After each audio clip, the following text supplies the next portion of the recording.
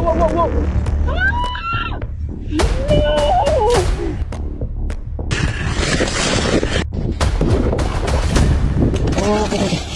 More than 300 people have died on Mount Everest. That number is often repeated, almost casually. But what's rarely said, what truly unsettles those who climb there, is this: many of them never left. Their bodies are still on the mountain, frozen, preserved by altitude and cold, visible to climbers who pass within a few feet on their way toward the summit. Everest is usually framed as a story of achievement, the highest point on Earth, the ultimate test of will. But high above the clouds, the mountain tells a very different story. One about limits, about decisions made when oxygen is scarce and time is running out, about moments where survival and morality pull in opposite directions. At extreme altitude, there are no simple choices. Every step costs strength. Every pause drains life. And sometimes, stopping to help means ensuring that no one makes it down at all. This is how Everest became something no one officially calls it, but everyone understands: an open-air cemetery. Among the bodies left behind was one climber so familiar that he became part of the route itself. Climbers didn't need coordinates to find him. They knew him by a nickname: Green Boots.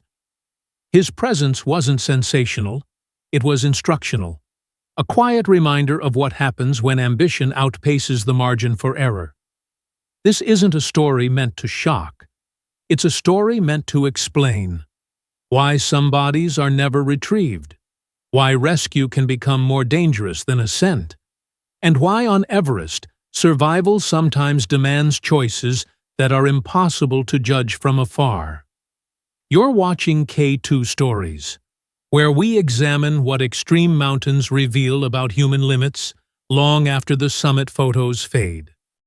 To understand why so many bodies remain on Everest, you have to understand what the mountain does to the human body and how brutally fast it removes any margin for error.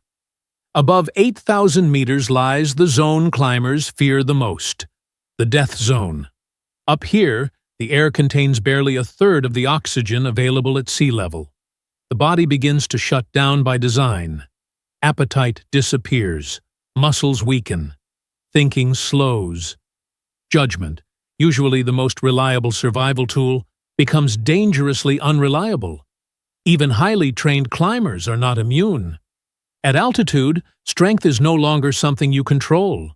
It's something that drains away minute by minute. Now add weight. A climber at extreme altitude is already burdened with oxygen tanks, insulation layers, radios, ropes, and emergency gear. Each step can feel like lifting your body through deep water. Retrieving another person, dead or alive, means adding 70 to 90 kilograms to that equation. On slopes tilted toward vertical, in sub-zero temperatures, with winds that can erase tracks in minutes. This is why so many recovery efforts fail before they truly begin. Near the northeast ridge, where Green Boots lay for years, the terrain funnels wind into narrow corridors. The cold intensifies. Stopping there for more than a few minutes is dangerous. Climbers know this. Guides know it better than anyone. That alcove was not chosen. It was the last place the mountain allowed. Recovery attempts at similar altitudes often require teams of 6 to 10 Sherpas, each one operating at the edge of human endurance. Even then, success is uncertain. Some teams have managed to move bodies only a few meters before exhaustion forced them to abandon the effort. Others were stopped by sudden weather changes that turned a controlled operation into an emergency retreat. And then there is the cost. A single retrieval can exceed $70,000. Helicopters cannot safely operate at Everest's highest elevations, meaning almost all recovery work must be done manually. Teams need weeks of acclimatization, multiple rotations up the mountain, large amounts of supplemental oxygen, and perfect timing. Recent recovery efforts in 2024 and 2025, particularly on the South Col, demonstrated both progress and limitation. Yes, some bodies were brought down, but each success came with near failures, narrow escapes, moments where rescuers admitted afterward that they were closer to becoming casualties than they were willing to say at the time. There is a truth climbers rarely express publicly. Retrieving a body can be more dangerous than summiting. On the way up, climbers still have reserves. On the way down, they are depleted. Oxygen is low, strength is fading, and gravity is no longer an ally. A single slip can pull multiple people off balance. A delay can mean running out of oxygen before reaching safety. This reality explains why visible bodies, like green boots, became grim reference points, not out of disrespect, but necessity. They marked places where climbers slowed, checked their condition, and reminded themselves not to linger. In 2025, a recovery attempt in the Khumbu icefall reinforced this harsh math. Ice shifted unexpectedly. A planned route collapsed. The team survived, but only because they abandoned the original objective and focused on getting out alive. That is Everest's rule. The mountain does not reward intention. It only responds to action and punishes hesitation. So when people ask, why didn't they bring them down? They are often asking the wrong question. The real question is, how many lives are you willing to risk to recover one already lost? On Everest, the answer is rarely theoretical. It is measured in oxygen remaining, strength left, and the narrowing distance between survival and catastrophe. And once that calculation begins, morality no longer lives in absolutes. That is where Everest stops being a physical challenge and becomes an ethical one.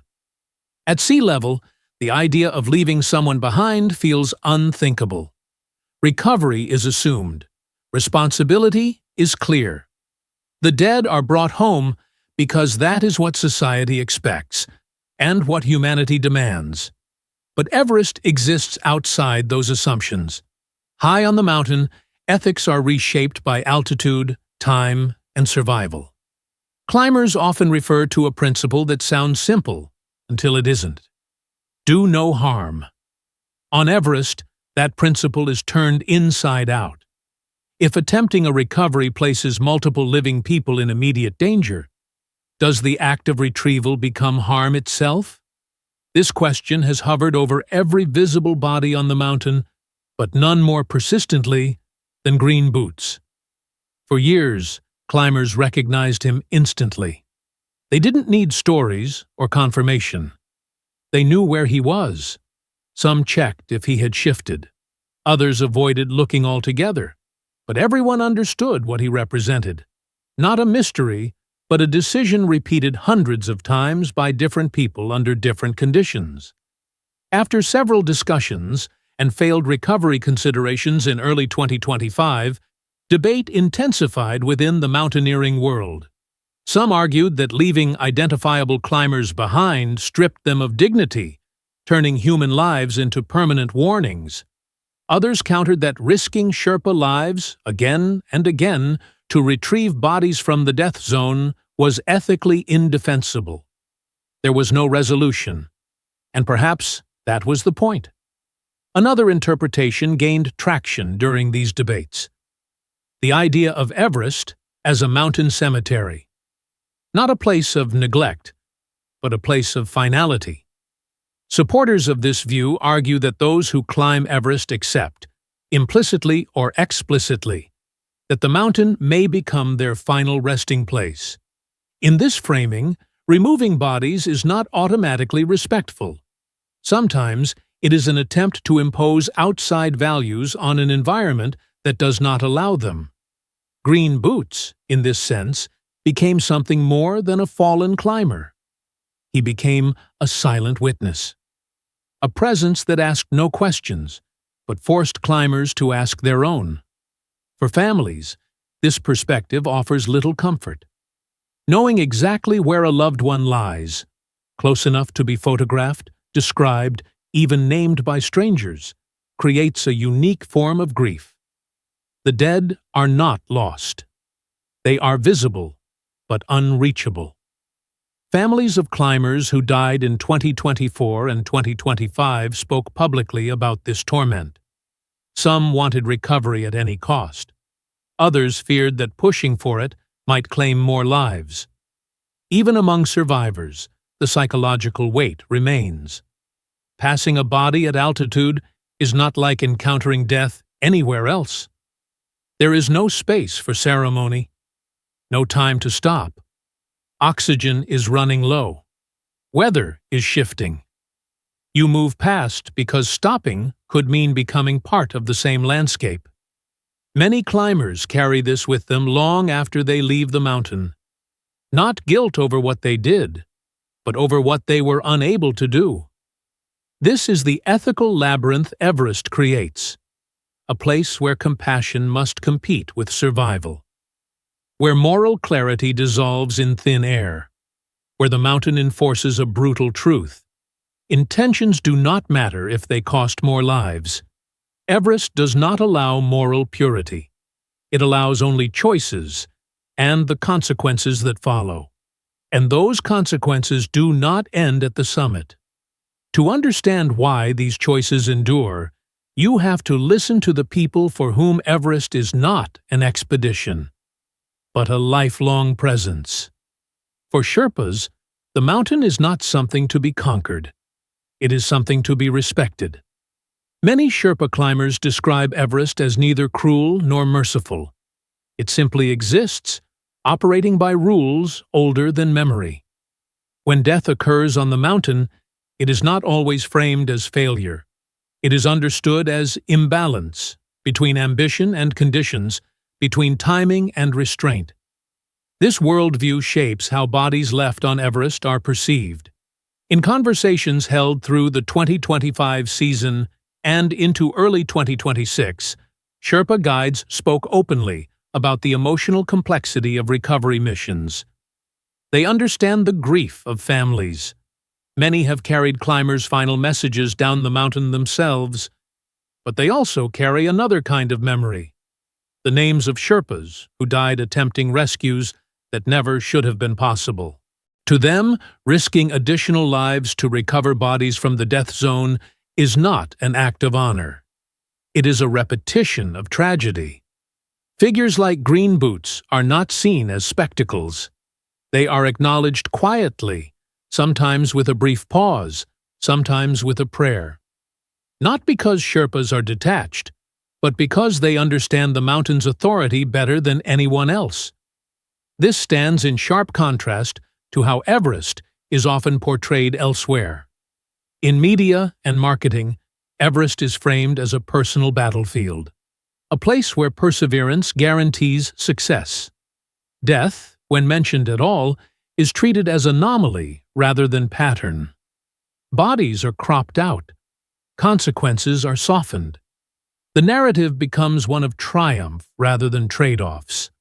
On the mountain, that illusion collapses quickly. Among climbers, there exists an unwritten rule, never formally stated, but universally learned. Above a certain altitude, survival overrides every other instinct. This rule is not taught in training manuals. It is absorbed the first time you realize your oxygen is running lower than planned. The first time you see someone sitting down too long and understand what that means. During the heavily crowded 2025 season, this rule was tested repeatedly. Long queues formed near the summit. Turnaround times were missed. Climbers were forced to decide whether to assist strangers in visible distress or preserve enough strength to descend safely themselves. In those moments, philosophy disappears. What remains is arithmetic. Climbers who survive often describe a clarity that follows them home. They replay the faces they passed, the moments they chose not to stop. Not because they lacked compassion, but because they understood what stopping would cost. And then there are those climbing Everest for the first time. As access to the mountain increases, more climbers arrive shaped by images rather than experience. Some are prepared, many are not. For them, encountering a body on the route is a shock that no briefing can fully prepare them for. For decades, Green Boots served that role. Without words, without movement, he delivered the mountain's most honest message. This is not a place where effort guarantees survival. For experienced climbers, this is why removing every visible body is not necessarily seen as respect. In their view, it risks erasing the mountain's clearest lesson. Everest is not dangerous because people die there. People die there because Everest is dangerous. And no amount of storytelling can change that. What remains unresolved, what continues to divide climbers, families, and communities, is how much of that reality should be hidden, and how much should remain visible for those who choose to climb anyway.